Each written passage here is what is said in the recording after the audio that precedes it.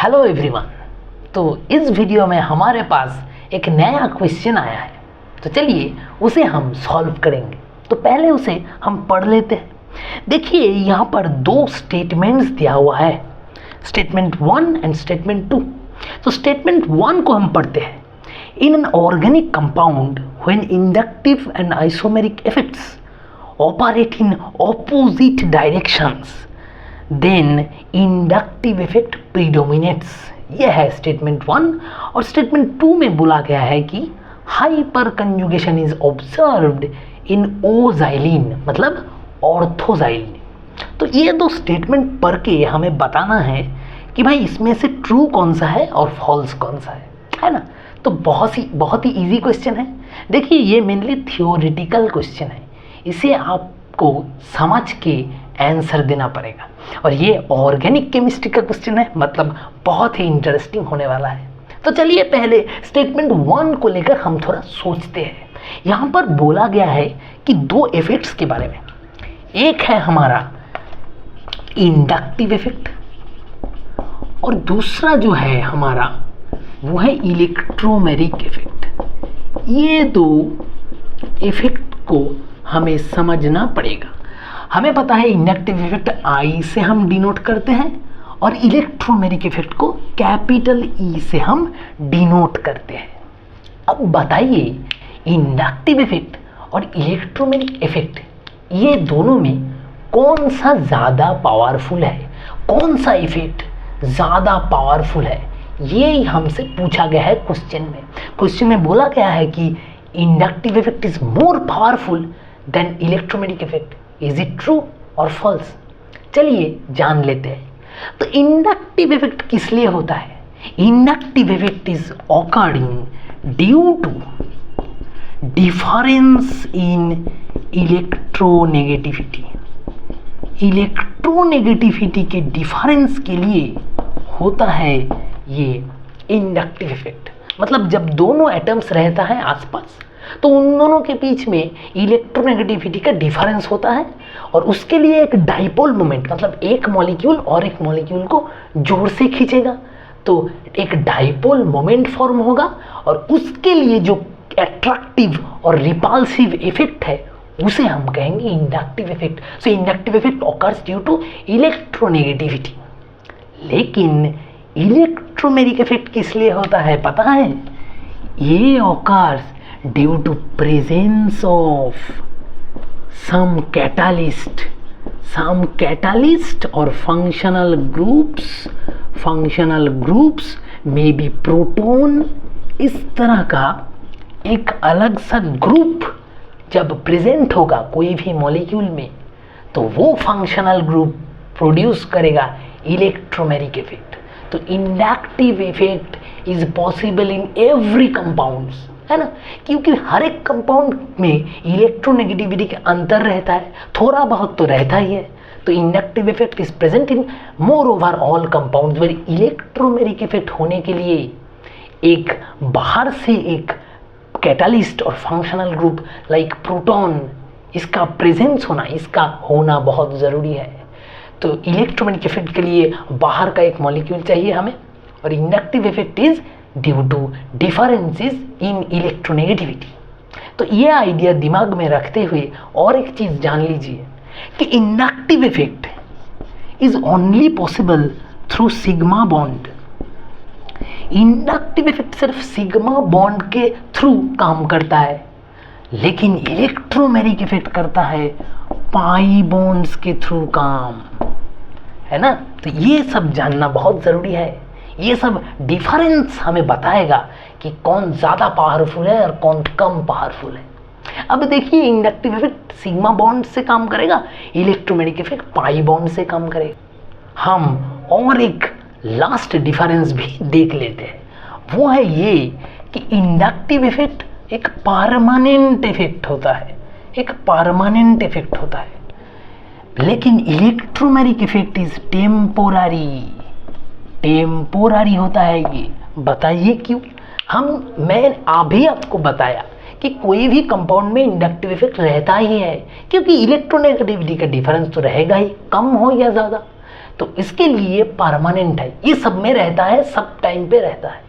लेकिन electromagnetic effect में एक बाहर से एक फंक्शनल ग्रुप चाहिए, तो जब वो फंक्शनल ग्रुप प्रेजेंट होगा तब इलेक्ट्रोमैग्नेटिक इफेक्ट प्रेजेंट होगा।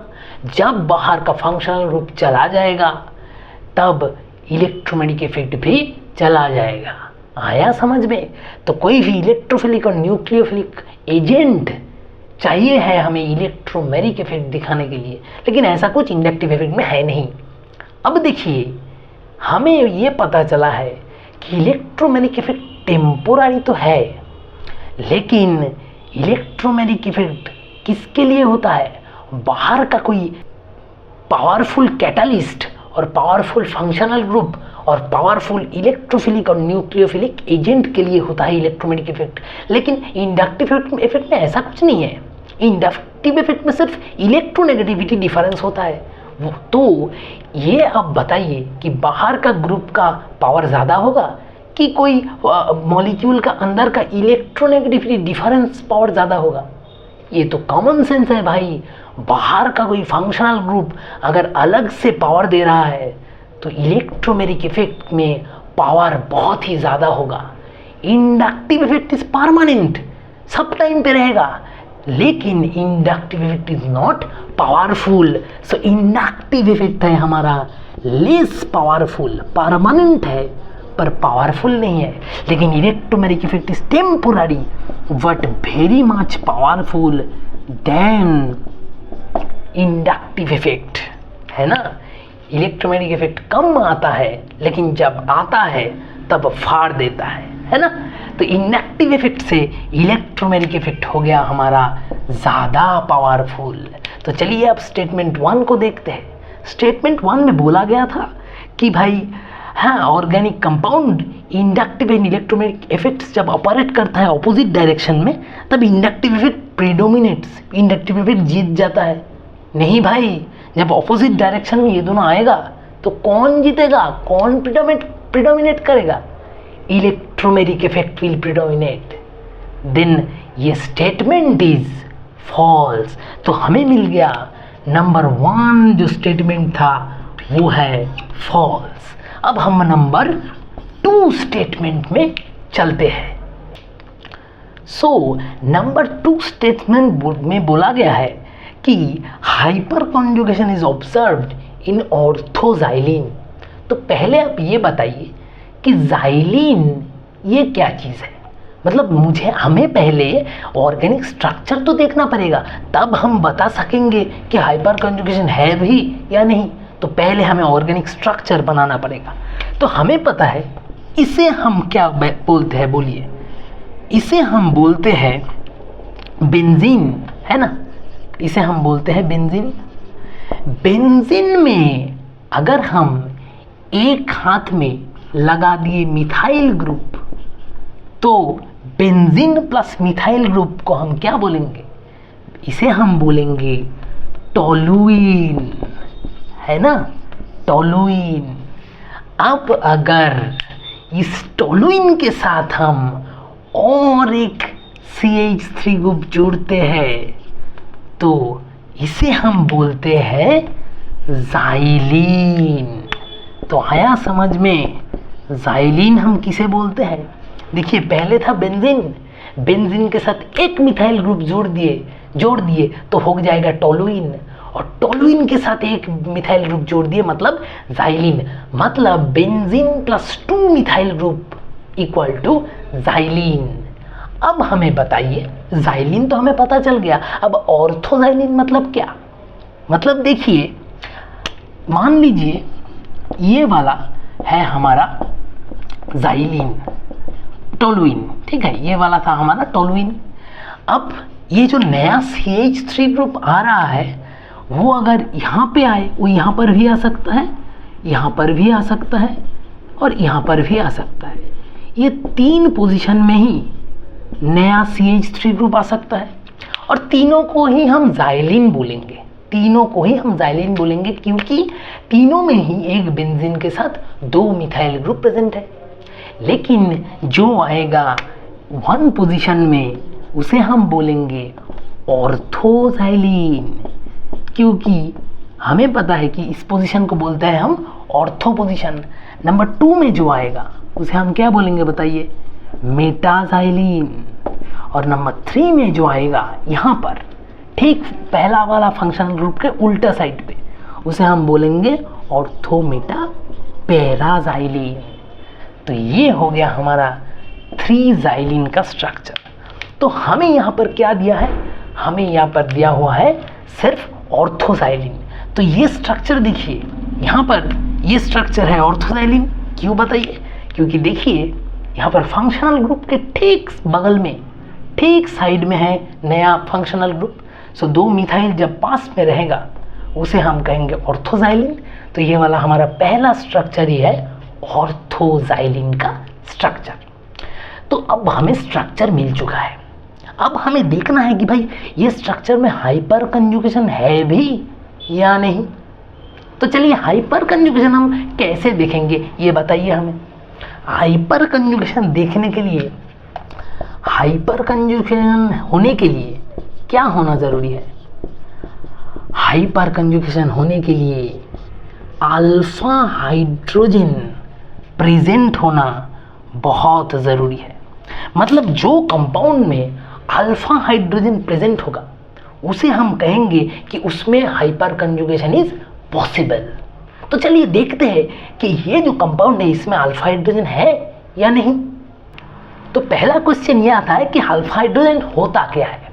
Alpha hydrogen is that hydrogen which is directly connected with, directly bonded with alpha carbon. अब भाई अल्फा कार्बन क्या चीज़ है, अल्फा कार्बन है भाई वो carbon atom which is directly attached with any double bonded carbon atom. तो ये हो गया हमारा alpha carbon and alpha hydrogen का डेफिनेशन। कितना इजी है देखिए। पहले अगर हम अल्फा हाइड्रोजन को ढूंढने जाएंगे तो हमें ढूंढना पड़ेगा अल्फा कार्बन, क्योंकि जो हाइड्रोजन मॉलिक्यूल और जो हाइड्रोजन एटम अल्फा कार्बन से डायरेक्टली अटैच्ड है उसे हम अल्फा हाइड्रोजन बोलेंगे। तो पहले अल्फा कार्बन ढूंढना है। अल्फा कार्बन किसे बोलते हैं, the carbon which is directly attached with double bonded carbon atom. ये क्या चीज़ है भाई, देखिए कुछ भी नहीं है। पहले हमें ढूंढना है कि स्ट्रक्चर में कितना डबल बॉन्डेड कार्बन एटम है। जो डबल बॉन्डेड कार्बन एटम रहेगा वो कार्बन एटम के साथ डायरेक्टली अटैच कौन कौन सा कार्बन एटम है, वो वाला कार्बन एटम होगा, वो सेकंड वाला कार्बन एटम होगा हमारा अल्फा कार्बन एटम। तो चलिए ये एग्जांपल लेके शुरू करते हैं, बहुत इजी है। देखिए पहले हम ढूंढते हैं डबल बॉन्डेड कार्बन एटम्स को।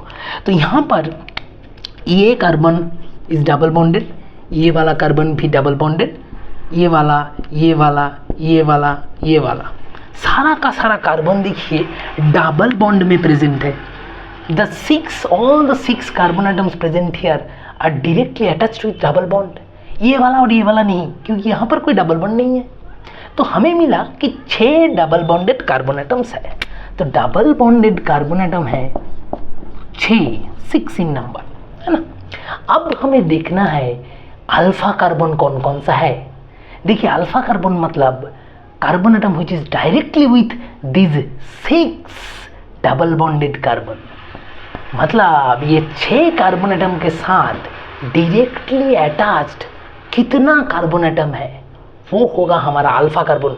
तो देखिए ये 6 कार्बन एटम के साथ, देखिए ये कार्बन एटम के साथ एक कार्बन एटम डायरेक्टली अटैच है, तो ये वाला हो गया हमारा अल्फा कार्बन। ये वाला कार्बन के साथ देखिए एक ये कार्बन एटम डायरेक्टली अटैच्ड है, तो ये वाला भी हो गया हमारा अल्फा कार्बन।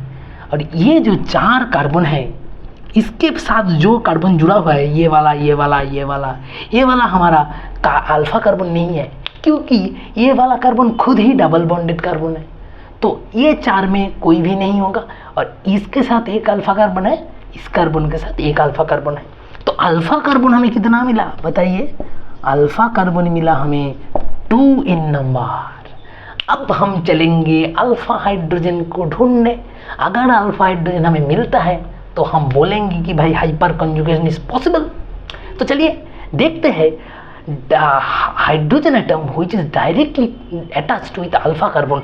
तो अल्फा कार्बन है ये वाला, ये कार्बन के साथ देखिए 3 हाइड्रोजन एटम्स है। तो यहाँ ये सब होगा हमारा अल्फा हाइड्रोजन, है ना, क्योंकि directly attached with alpha carbon. और इसके साथ भी, ये अल्फा कार्बन के साथ भी 3 अल्फा हाइड्रोजन अटैच्ड है। तो यहाँ पर भी हमें मिलेगा 3 अल्फा हाइड्रोजन, और यहाँ पर भी हमें मिला है 3 alpha hydrogen. So alpha hydrogen हमें मिला है कितना? अल्फा हाइड्रोजन मिला है 3 + 3 = 6। एक अल्फा कार्बन के पास से 3 हमें अल्फा हाइड्रोजन मिल गया। तो देखिए अल्फा हाइड्रोजन मिल चुका है हमें ये कंपाउंड में, ये ऑर्गेनिक कंपाउंड में। That means hyper conjugation is present in ऑर्थोजाइलिन, है ना। अगर अल्फा हाइड्रोजन प्रेजेंट होगा तो हाइपर कंजुगेशन होगा। तो चलिए अब क्वेश्चन में चलते हैं। स्टेटमेंट 2 को देखिए, hyperconjugation is observed in o xylene. Yes, it is true, alpha hydrogen is present in ortho xylene and hyperconjugation is also present in orthoxylene. That means statement 2 is true. तो हमें मिला है statement 1 is false and statement 2 is true. देखिए अब option में, option 4 को देखिए। Option 4 में है statement 1 is false and statement 2 is true. So correct answer is option 4. It is the right answer. तो आया समझ में अब कुछ? Hope you have understood the answer very well. So, thank you all.